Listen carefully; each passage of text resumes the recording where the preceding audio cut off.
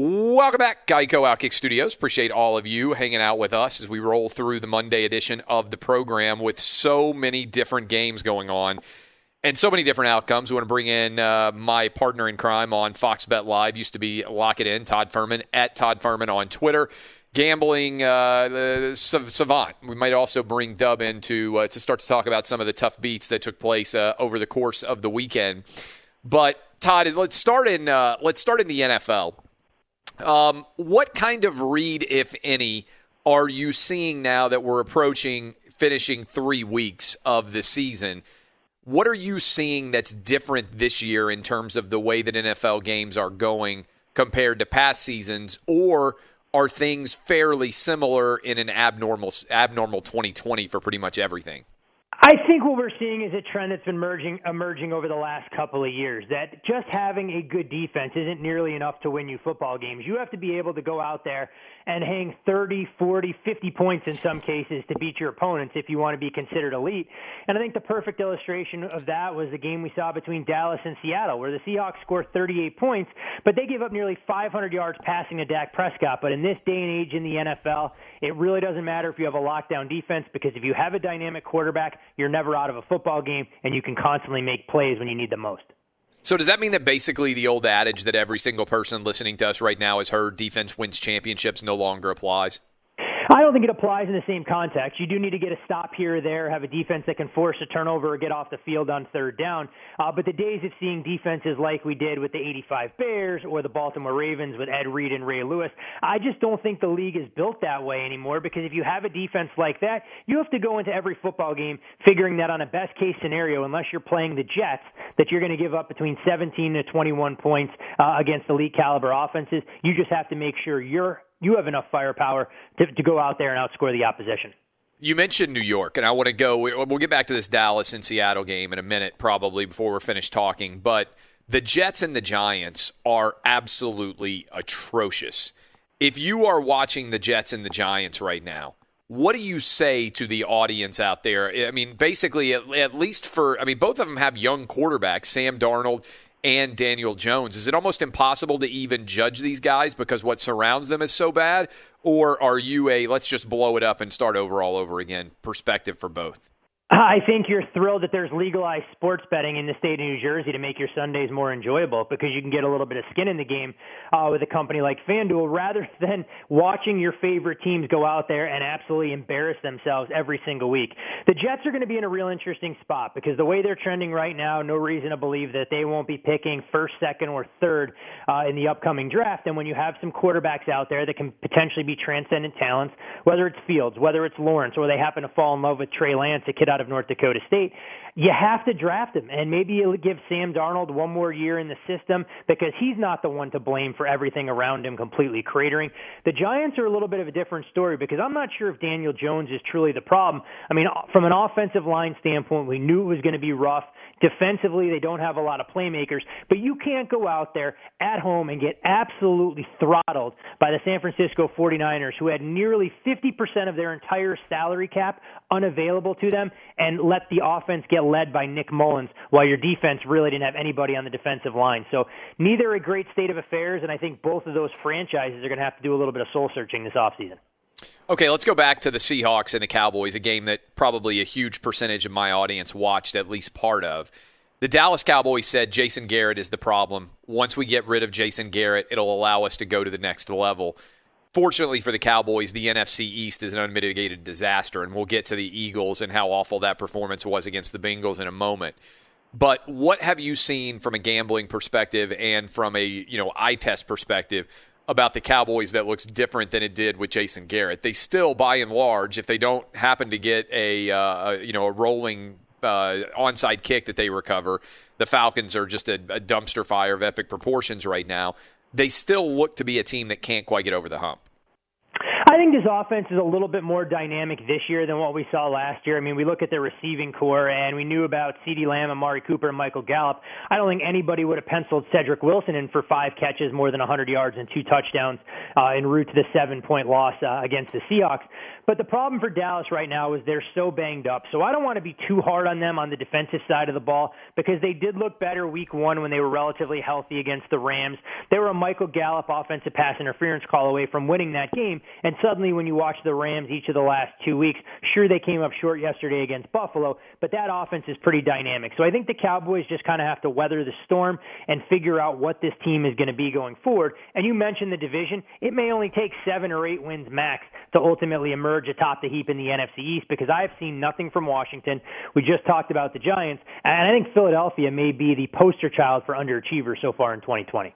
Yeah, the Eagles. Let's talk about the Eagles. I know that you've been off and on the Eagles from a gambling perspective, but my God, I watched a lot of that game against the Bengals, and first of all, Joe Burrow just got absolutely obliterated. I mean, I don't know what he's going to feel like getting out of the bed, but I bet it's the worst he's ever going to feel after any game, because they ended in a tie. I mean, he just took hit after hit after hit. They can't block for him.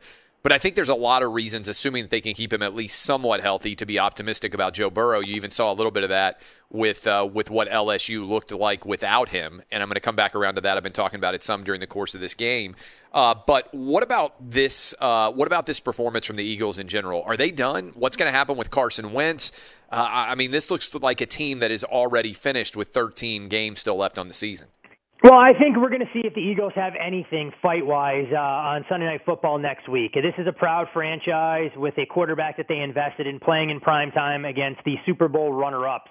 So if you see Philadelphia go out there and lay an egg against the 49ers, you may as well start to wave the white flag and figure out what exactly needs to be done to get them on track.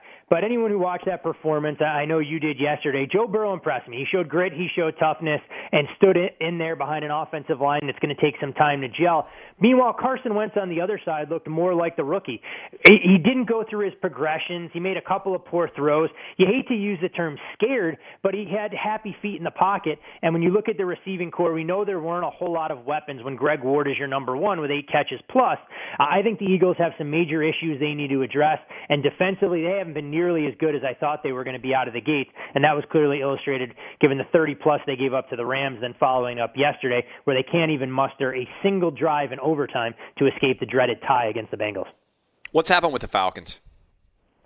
This is Dan Quinn at his finest. I'm not quite sure what's going on there, because you look at Atlanta, and for the better part of 3 quarters, they're extremely competitive, and they're one of the better teams in the league. Then all of a sudden, in the 4th quarter, whether it's getting tight or a change in play calling, things just never seem to go their way, and it's inexcusable to lose last weekend to the Dallas Cowboys the way they did, and then suddenly Nick Foles comes off the bench, almost like Willis Reed on one leg, to try and lead the charge for the Bears. But you have to wonder what's gone wrong culturally, how much of the coaching staff gets blamed, because the players clearly looked absolutely shell-shocked for the 2nd straight week to squander such a big lead. And this is a team that's way too talented to be playing as poorly as they have through the first couple weeks of the season. Yeah, I don't think there's any doubt. There's a bunch of 3-0 teams. The one that I find to be the most shocking is the Bears. How good do you think the Bears actually are? They kick Trubisky to the curb. They bring in Nick Foles. They find a way to improbably rally. All 3 of their wins seem relatively ridiculous, like when you go back and just kind of look at them from an odds-maker perspective. They could easily be 0-3. Instead, they're 3-0. They're a little bit like my Titans, except I feel like the Titans have a little bit more sort of meat on the bone of the talent on the offensive side of the ball than the Bears do. Are they the most fraudulent 3-0 team in the NFL right now? I wouldn't say they're the most fraudulent. I think your Titans are right there neck and neck with them when you consider Tennessee has 3 wins this season by a grand total of 6 points. And the Titans haven't exactly played a murderer's row when you look at their list of opponents so far to date. I have to give a hat tip to Steven Gostkowski for coming up big for a guy who 6 for 6. Like I've always said, he's the greatest kicker in all of football. He looked like he was closer to going to the glue factory after that Week 1 performance against Denver, and suddenly he's reminded us why he is so reliable in crunch time. But the Titans, I need to see more from them defensively because I think there are major problems on that side of the ball. A rookie receiver in Justin Jefferson can't go for 175 yards for a Minnesota Vikings unit that has been struggling. You mentioned the Bears. Let's see what they begin to look like with Nick Foles, and we're going to get a much better indication of who the Bears are next Sunday when the Indianapolis Colts come to town. The Colts will be short road favorites in that game, and the one thing the Colts do exceptionally well is protect their quarterback. The defense is vastly underrated. So if the Bears can win that game, I'll begin to believe. But suddenly we're talking about it being a two-horse race in the NFC North with the Lions and Vikings chasing after the Bears and Packers. Yeah, I don't think there's any doubt about that. We were talking about 3-0 teams. Another 3-0 team, the Steelers. They found a way to get past the Texans. They didn't necessarily always look great. They're actually going head-to-head coming up this weekend with the Titans. What do you make of the Steelers so far this season?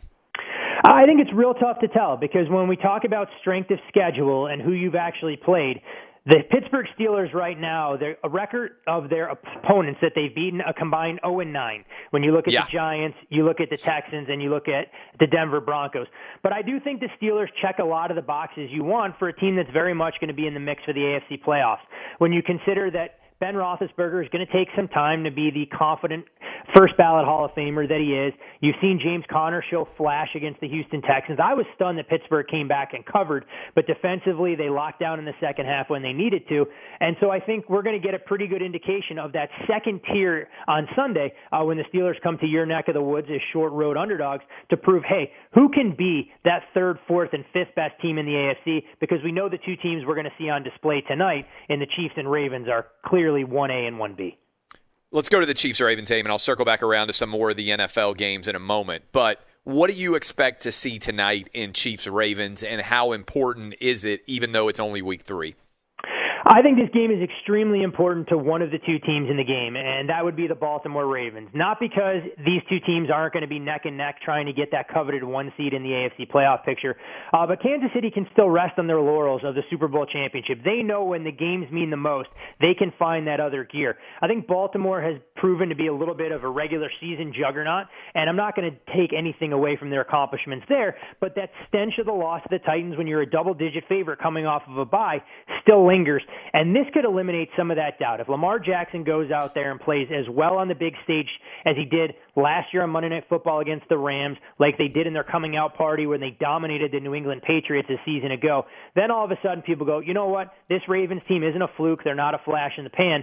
I think Patrick Mahomes will have a much tougher test going up against the Baltimore defense than what Lamar is going to against Kansas City. And when you look at this Chiefs offense, they haven't looked anything like the Chiefs, at least through the first 2 weeks, and suddenly watching them struggle, and while it's not apples to apples, with the Los Angeles Chargers, the same team that got beat yesterday by the Carolina Panthers, you begin to wonder if Andy Reid is a mad scientist still tinkering, and the Chiefs are going to be more like the Patriots going forward, where September games are tune-ups, you start to get your feet under you in October, but you really hit the ground running in November and December when it matters most.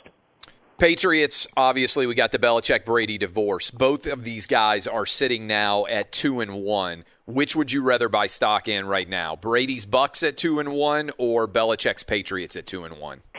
It's a great question, and I think, overall I'd probably rather buy stock in Brady's Bucks. And the main reason I say that is because the NFC, a lot more wide open in my opinion, not nearly as top-heavy as the AFC. And, of course, we're going to see the Patriots next Sunday going to Arrowhead to take on the Chiefs, and we'll see maybe how far they've come. But the Chiefs and Ravens deserve to be a cut above everybody else, whereas the NFC, you could give me a list of 3 or 4 teams, and I honestly couldn't tell you, Clay, who I thought was the best team going, because I think every one of these teams is flawed, whether it's the Green Bay run defense, the Seahawks secondary, and then we know about what we're seeing from the NFC East. You can wash them out to the side right now. And I think the New Orleans Saints, until they can show more of a vertical passing game, you don't really fear them in a one-game setting, given their playoff shortcomings in recent years. We're talking to Todd Fuhrman. You can watch him later this afternoon with me on Fox Bet Live, 5 o'clock Eastern, 4 o'clock Central, 3 o'clock Mountain, 2 o'clock Pacific on FS1. Fuhrman, college football got back, and I know you love watching college football as much as I do. It felt normal in many ways because you had 14 different SEC teams all playing all day long. There were games taking place. Oklahoma goes down. Texas nearly goes down. LSU just gets absolutely boat raced. We're scheduled to talk to Mike Leach in the final hour of the program today. Mississippi State's head football coach got one of the biggest wins in school history in his first ever start, over 600 yards passing for KJ Costello. What stood out to you the most from what felt like week one in many ways in the college football landscape?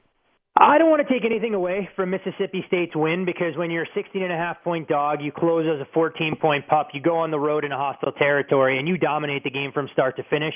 That's a huge accomplishment considering I believe the last time Mississippi State beat LSU was with Dak Prescott back in 2014, if memory serves me correct. But I think it's more LSU on the other side. You have a one-game performance now. There's no Joe Burrow. There's no Joe Brady as far as the offensive mastermind. You had a number of key players that you expected to have opt out. You had a number of guys that took their talents to the NFL. Can LSU rinse and repeat what they were able to do in their national title run, or are they going to be relegated to an afterthought in the SEC West behind the likes of Alabama, maybe in Auburn if they're able to continue to make strides with Chad Morris as their offensive coordinator? But the other thing I think that really stood out to me, a lot's being expected of the team in College Station, and Texas A&M looked anything but a viable contender in that second tier in the SEC, narrowly escaping Vanderbilt, who we knew had an offense with more question marks than answers. So I think those are the big things. And then when you talk about the overall landscape and big picture, how much of a competitive advantage does a team in the Big Ten potentially get, or maybe even the Pac-12, if the Big 12 beats itself up and eliminates basically its top tier from playoff contention before some of those other leagues get going? It's going to be real fascinating to see how these voters elect to peg these teams and what you're talking about for narrative if you lose a game before three leagues have even gotten underway. Last question, and I hate it because you got a good value at 6-1. How prohibitive of a favorite do you think Russell Wilson should be right now to be league MVP? Unless we see Lamar Jackson go out there tonight against Kansas City and run for 100 yards and throw for 300, I think Russell Wilson, when the odds reopen, you're going to be talking about him right in that 3-2 range. He has to do this every single week, and we talked about it on the show. Seattle's defense is actually the best thing to help Russell Wilson's MVP candidacy because they're not going to beat teams by 3 touchdowns. He's going to be throwing deep into the third quarter, early in the fourth. It won't be like the Ravens last year, and I think when you continue to see the numbers he puts up, the storylines that everyone talked about, how he never had received a single MVP vote, this guy is the face of the NFL right alongside Patrick Mahomes, and barring an injury or a massive collapse, I think he's finally going to have a chance to get that elusive award and put it on his shelf.